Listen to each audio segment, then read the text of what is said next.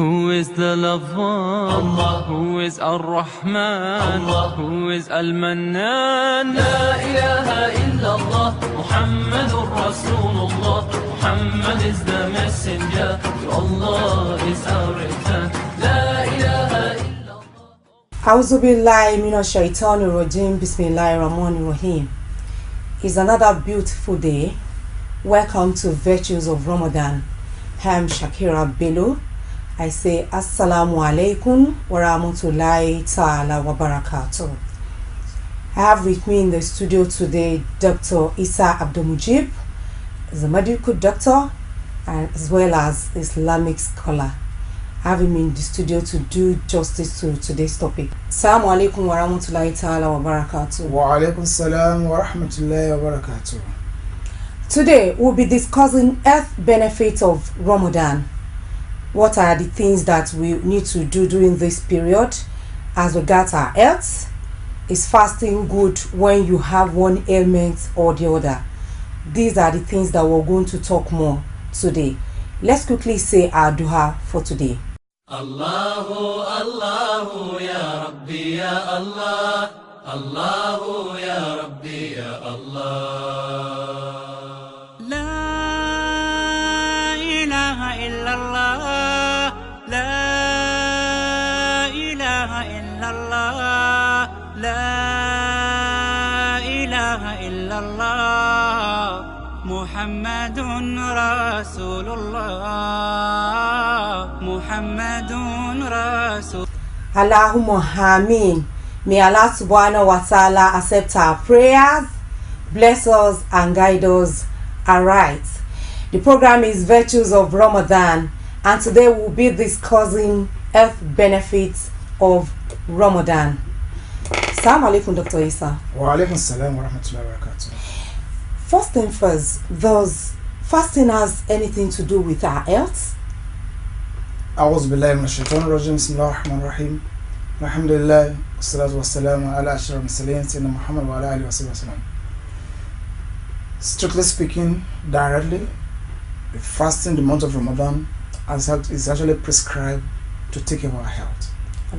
And when you look at the verse of Quran that legislates fasting, that asks us to fast, you translate it correctly, you know that God in His infinite mercy, the God who created man, that knows what man would need, after creating us, He had made provision for what will make us to live better on earth.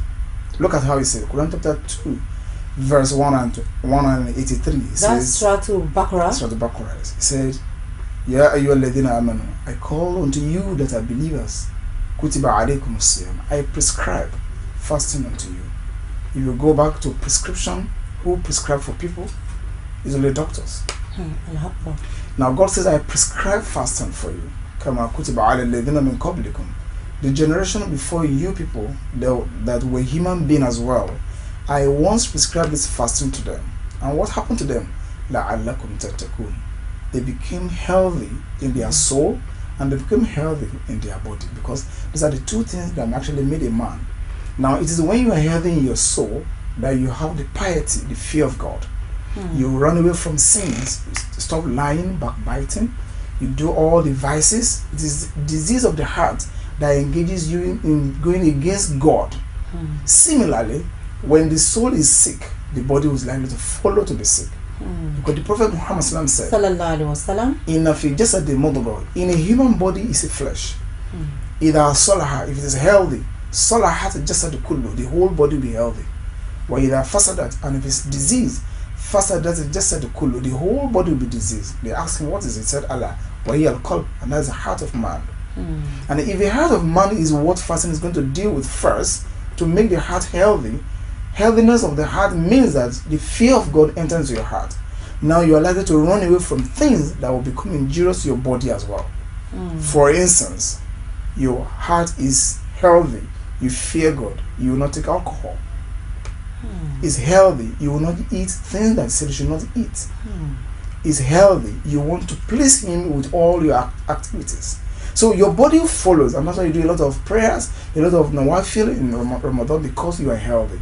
Now imagine the effect of Ramadan on the body as human body is clear, because the next legislation he put further, he said, وَإِن كُنْتُمْ مَرِيضًا, if however you are sick. That tells that God by himself is a doctor. Allah Akbar. God by himself, because he knew the material he has put together to create us. And he knew at a particular point in our sojourn in life, we are going to fall sick, both the weakness of the heart and weakness of the body. And that there's going to be need for us at a particular interval within the 12-month calendar of the year to replenish our system so that we can wither the remaining 11 months that comes our way. So if God in his infinite mercy has prescribed fasting in the month of Ramadan, it is purposely to actually take care of the life of man, so that man can be healthy in their soul and they can be healthy in their body, and they can be well worship God Almighty. So invariably you're saying that fasting cleans our heart, our body system, and every part of our body. Exactly. But when we were talking the other time, you mentioned that there are some things that could injure our body. Sure. So what are the things? It's just very easy. Now, the effect of Ramadan fasting is too much that no Muslim will want to miss it. In fact, I can tell you, researches done by non-Muslims doctors are coming to confirm that if you're going to become healthy in life, you need to employ the fasting system of the Muslims. Yes, and we're coming there. Now, a lot of injuries we go through in our body system. Number one is what we eat. Allah Akbar. As long as you eat as a human being, the food you have eaten will be digested. Some of it will be used for the body. The remaining part of it are not useful for the body. They generate what is called free radicals. These free radicals is what is responsible to you having a headache, to you having body pains, to you developing cancer, to you developing other illnesses that kill the kidney, the liver, the intestines, the lungs, your prostate, your womb, breast, skin, muscles, veins, arteries. They got affected with a lot of free radicals generated through food. That's number one. Secondly, what other thing that injures us was we drink.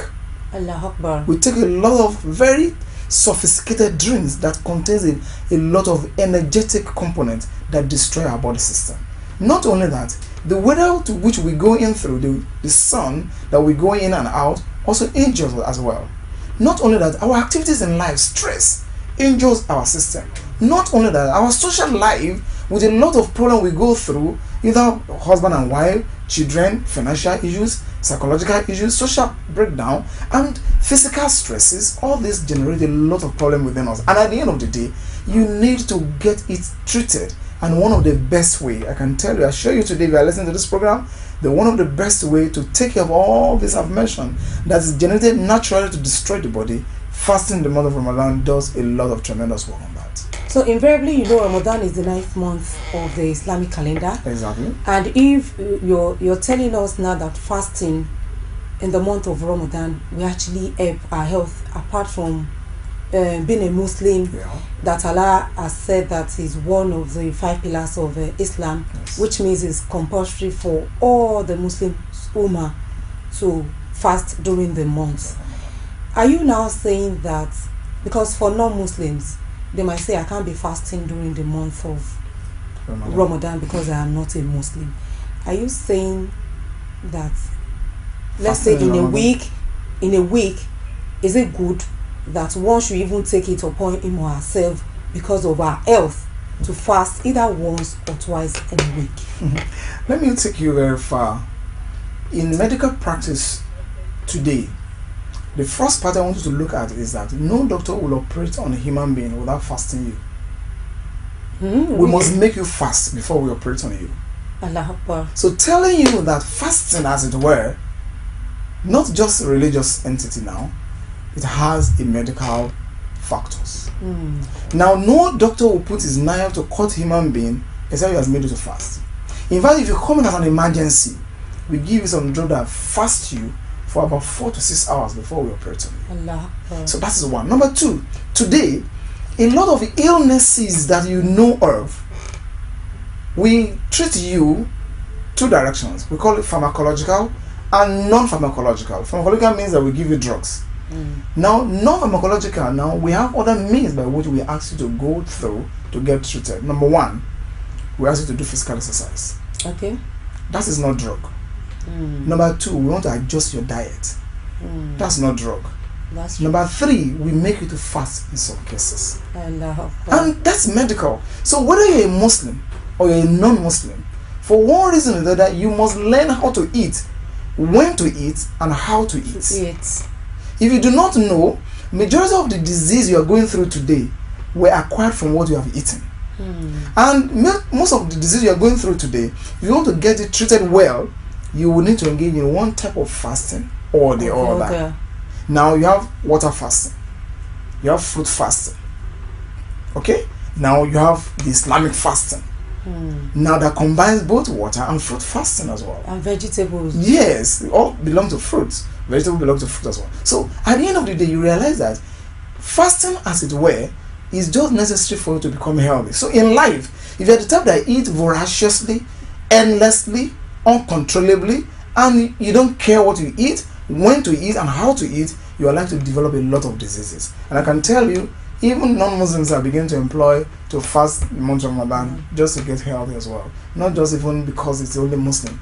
Non-Muslims that are very, very well-known doctors, I can tell you a center in Canada whereby they actually engage in using fasting as a means of treatment. Now they recommend the fasting of Muslims to treat even their own normal patients that are not even Muslims. Because the difference here is that when you fast the way Muslims fast, you are going to be off of food and water for a minimum of 10 to 13 hours. And now the effect of that is tremendous on all the body organs and the system in the body. Now it starts from right from the brain.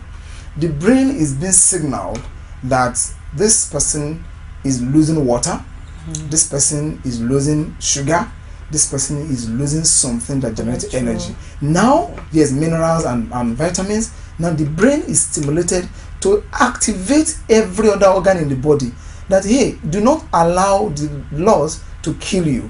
Now what does that do? That activates all the organs in the body to be more active. That's the first advantage of Ramadan. By the time you fast 9 fasting a month of Ramadan, evidence confirm that your liver will first of all undergo a change. By the 9th day of fasting, the liver will understand that something serious is going on somewhere and will begin to adjust its function.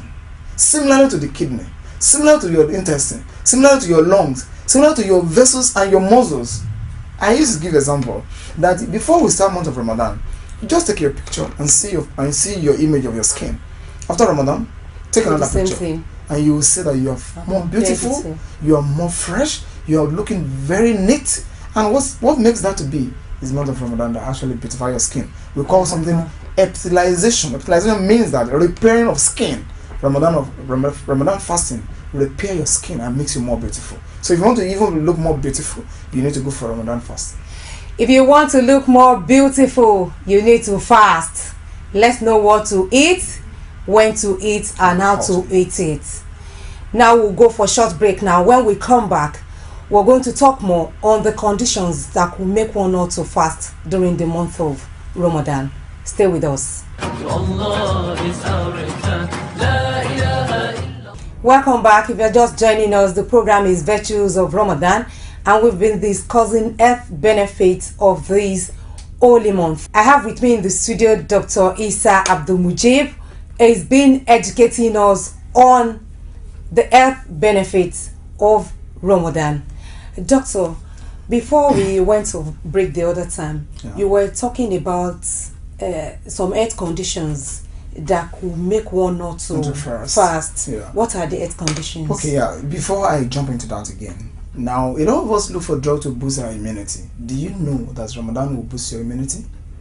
By the time you fast 17th of Ramadan, 1 to 17, your immunity will have been boosted. So we don't need any drug? You don't need drug to do that. Allah Akbar. Okay, so those of you also that have a lot of issues with your kidney, if your kidney is having problem, you want to go for some other checks, you just do fast 11 fasting, your kidney will get repaired. as well. Allah. So you have a lot of advantages that are waiting in the month of Ramadan. So therefore, for anybody that cares, whether you're Muslim or non-Muslim, you'll be interested, you want to get engaged in fasting for a period of time and do the right thing, eat at the right time, eat the right food, and you get advantage in the month of Ramadan. Now, condition that can make you not to fast. God, in His infinite mercy, do not want to stress us. He says again, Quran chapter 2 again, the same surah, Surah to Baqarah, verse 185, it says, يُرِيدُ اللَّهُ بِكُمُ الْيُسْرَ وَلَا يُرِيدُ بِكُمُ الْعُسْرَ.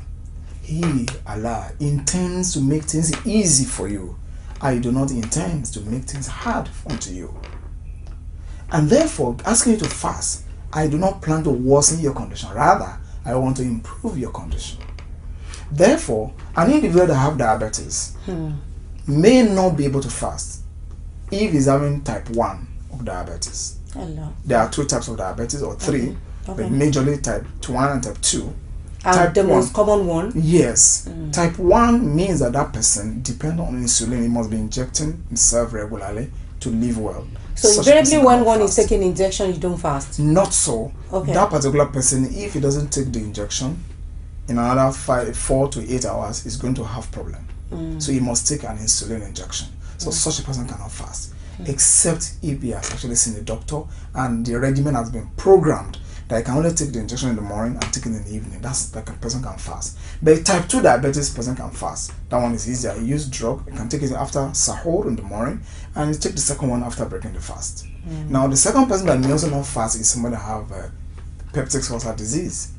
Peptic ulcer disease have degrees. You have people that have ulcer that's very, very bad, that they cannot fast. Now such person are allowed to also live fasting, and they will just have to pay just to feed somebody that is fasting, and that takes care of their own fast as well. Now another set of people that cannot fast are people that have cancer. Now somebody that's cancer, in the cancer condition, is a chronic condition that this person is going to be on drug for long, that doesn't even know when it's going to get well. Such a person is also not allowed to fast. You should also feed those that are fasting. Again, you have an individual that have kidney disease that's on dialysis. This person cannot live for a moment if he's not going through dialysis. Such a person cannot fast as well. Again, you have other conditions whereby an individual may be able to fast in the process. Take for example a sickler. We call them hemoglobinopathies. People that are sickler, they can fast if they are well hydrated. But if they have any challenge in the process of fasting, they are also licensed to break their fast as well. Again, those that will not be able to fast are people that have some mental illnesses. Okay, because in Islam, 3 people were exempted from compulsory dates. Number 1, a person that is not matured of age. Number 2, someone that is having mental derangement.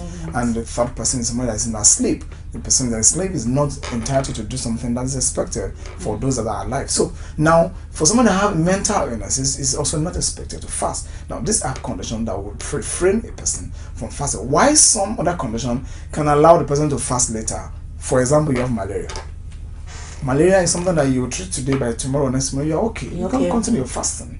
Or you say you have typhoid, you can get treated and get okay. But will such person pay back the fasting, such or a person, feed the poor, or feed somebody that is fasting? Such person is going to pay back the exact number of fasting he missed. Yes. Just like a woman also that menstruates. So the menstruation suddenly came in between the fasting. So you stop the fasting, and after fasting, he pay back the number of days she has missed. So these are few conditions that an individual may not be able to fast at the time, but later on can continue to fast. While some other condition permanently cannot make a person to fast at all. Such people are expected to feed those that are fasting. And once you feed the people that are fasting, it is taken that you have also fasted as well. And that's the basic thing. Okay, but because there are some people, Ramadan is a spiritual. Yes. And so many people, they want to I don't want to miss this fasting period. Yeah. And I remember when we were young, they say you're still young, you can't do fasting till 7. If peradventure you're on a drug and you were I could hold myself for 5 hours, you start your fasting in the morning, and 2, 3 o'clock you break your fast. Is that allowed? Well, it's not allowed, but it is okay. It is encouraged, because the Holy Prophet Muhammad said, he says, encourage your children to engage in religious activities when they are 7. Okay? Now, and when they are 10, you should discipline them. Now, if a child is 7 and you encourage the child to fast to like 12 o'clock, 2 o'clock, 4 o'clock, he begin to know the feeling of pain, of hunger. And he also begin to be disciplined in terms of holding away not to eat as a child. Such a child, by the time he's going to become 10, he's already used to fasting. So it's okay for such children, but it is not acceptable for an adult. That's where I'm going. So an adult that has matured, you can't say you fast between 8 o'clock and between sahur around 5:30 and by 2 o'clock you say you're breaking. But that's not a fast. That may just be that's not Ramadan fasting. That may just be maybe a medical fast. Fasting. Yes. For example, we don't want you to. We just give you some drug. We don't want you to do some things for another 6 hours. Or we're going to do something for you. We give you some things. We say in the next 6 hours don't take anything. That's medical fasting. That can be a human factorized fasting. But God factorized fasting, it must be from this from the appearance of the Fajr, that's dawn, and to the end of setting of the moon. That is a complete fasting period. However, it varies from environment to environment. In Nigeria, we are about almost 12 hours. You go to another continent, almost 18 hours, 15 hours in different places. But God has made it easy for us here in Nigeria, so we can fast 12 hours. Wow, this is interesting. You've heard that we can fast if we're strong, but if you're not strong, you leave the fasting and feed the poor. We'll come back after this short break. Don't go away. Thank you for being there. The program is still Virtues of Ramadan, and I've been speaking with Dr. Isa. He's a medical doctor. He's been educating us on how to go about our fast without it affecting our health conditions. Doctor, before we close for today, I would like you to tell us how we can break our fasts so that it won't affect our health. Good. Now, because we have some people, they will use cold drink and all that. I really want you to quickly speak on that. Yeah, breaking fast, the Holy Prophet Muhammad taught us that the best way of breaking fast is to take a fruit. And the fruit he recommends also is date. And there's a lot of reason for that. So eating fruit first is most recommended. It's only when you cannot get fruit, then you go for water. And the water you can go for normal water or any other form of water. Then any other thing colored. Now the importance of taking fruit, breaking fast is this. Number one, your stomach at that time has become acidic. Now when you take a fruit, when your stomach is acidic, you will get the maximum, almost 99% of the content of that fruit will be beneficial to your body. And that date also has a powerful means of replenishing your brain. The brain is low down in sugar as the time you are breaking your fast. The sugar that can get to the brain very fast is the one in that particular date. So, but if you cannot get that, then you go for any other fruit. You get maximum. Now that's where majority of us get better, we look more fresh, because the fruit gives us maximum benefit in month of Ramadan. And I round it up to say, for men that also have issues with performance, men that have issues with fertility, and even female, month of Ramadan also takes care of it. At the end of Ramadan, check yourself, you'll be better in terms of your performance, in terms of your status, in terms of fertility as a man and as a woman. Also cholesterol, problem of fat, that they stop people a lot buying drugs, doing a lot of exercise, going to gym. You don't need it. Go with this fruit style. At the end of month of Ramadan, go and check your cholesterol to be very low, because it makes you to become very healthy. So Ramadan is just extraordinarily perfect thing Allah gave human being so as to live well and become healthy more in life. Alhamdulillah, Alhamdulillah. Thank you very much, Doctor. Please watch what you eat, how to eat it, and when to eat it. It is very, very important. Fasting in the month of Ramadan is healthy. This is where we wrap up today's episode of Virtues of Ramadan. Do join us same time tomorrow for another interesting topic. I'm Shakira Bello, but before you go, do watch our air tips. Bye for now.